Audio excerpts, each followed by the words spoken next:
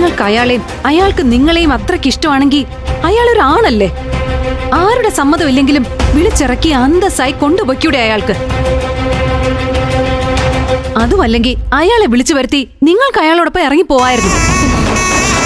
അതൊന്നും ചെയ്യാതെ കല്യാണം രഹസ്യമാക്കി വെച്ചിരിക്കുന്നു. നാണമില്ലേ നിങ്ങൾക്ക്? അയാൾ കിട്ടുന്ന ഒരു താലിയായിരുന്നു നിങ്ങളുടെ പ്രശ്നം ആണോന്ന്? വിസ്മയം, മതി, മറ്റുള്ളവര് കേൾക്കും.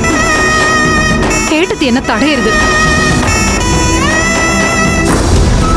ഞാനിവിടെ എന്ത് ചെയ്യണോന്നറിയാതെ വിഷം തിന്ന നായെ പോലെ ഭ്രാന്തെടുത്ത് നടക്കുമ്പോ ഇവർക്ക് സ്വന്തം ജീവിതം, സ്വന്തം സുഖം, സ്വന്തം സമാധാനം, അത് മാത്രമായിരുന്നു വലുത്. അത് മാത്രം.